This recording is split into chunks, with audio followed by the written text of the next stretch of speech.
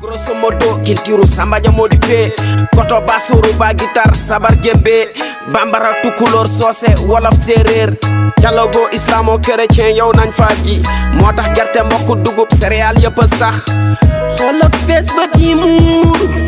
Bonjour, bonsoir, chers téléspectateurs et téléspectatrices de Sambadia TV et bienvenue dans votre premier numéro de votre émission à la découverte de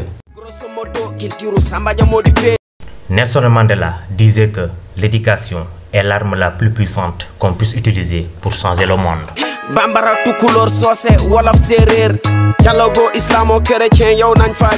Cette jeune fille, âgée de 18 à 19 ans, est consciente de l'importance de cette citation. Elle se nomme Marie Nying, native de Sambadia et nièce à Moussé Gaye, ancien directeur à Sambadia. Elle vient de décrocher son baccalauréat section 2020-2021 avec mention assez bien. Première du centre en série L2 au jury 1787 au lycée Diogoye Basile Senghor de Fimela.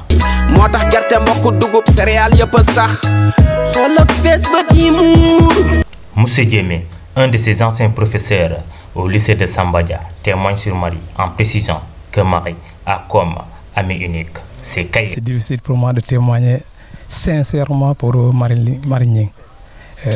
C'est un exemple.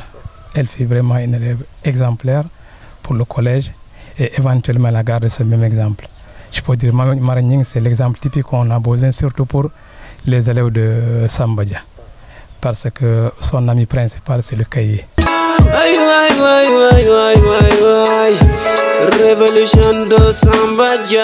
Pour le gars, sa mère, contente de la réussite de sa fille, lui fait des éloges. dëgg amuñu ci dara loo xam ne dinañ ko reprocher mooy loo xam ne ci wàllu daal lu kiyal njàngam waaw moom daal lépp lu ñu mën di wax daal mooy toujours daal mu ngi ci ay kayit waaw defe naa daal résultat yam daal defe naa bu fekkee ne rek maa ngi fàttale ko bu baax mosula faible daal waaw macha allah.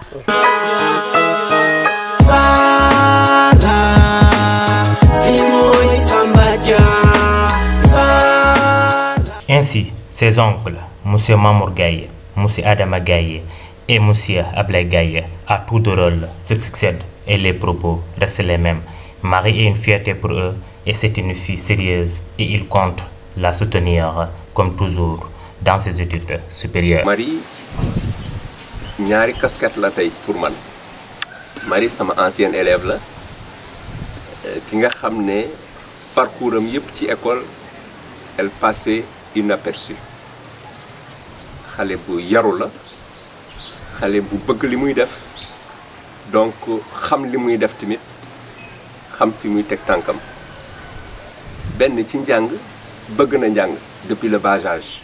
Waaw bon réussite Marie bi moom réussite waa Sambadia yëpp la parce que doomi dëkk bi la donc doomi dëkk bi lu mu am rek ñëpp a ko bokk muy suñ mbégte ñun ñëpp muy mbégte waa kër gi waa dëkk bi ñëpp daal waaw une grande fierté wax dëgg yàlla mu sedd xol loolu aussi waaw duñ demee ba naan ay premier centre nekk na Sambadia waxuñ sax kër monsieur Gaye mais waa Sambadia rek loolu rek sant yàlla la. Marie nekk na nit koo xam ne vraiment dafa am yar ma yéene naa ko trop waaw ndax Marie foo ko gis mi ngi ree lii bettu ma ci moom daal ndax foo ko fekk mu ngi si kay suba ak ngoon guddeeg bëccëg Marie kay école la xam ak fii kon lii duñu bett lii di fierté aussi si waa Sambadia ndax bu dee doomi Sambadia moo am lii tey daanaka tey ji mun naa ne contentement bu mag la. moo tax gerte mbokk dugub céréales yëpp sax xoolal fees ba di muur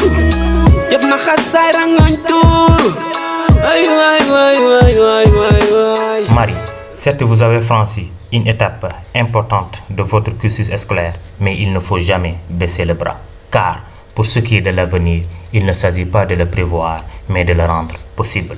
Nous vous disons félicitations et beaucoup de succès dans vos études supérieures. Grosso modo culture Sambadia modi pe koto basuru ba guitar sabar jembe.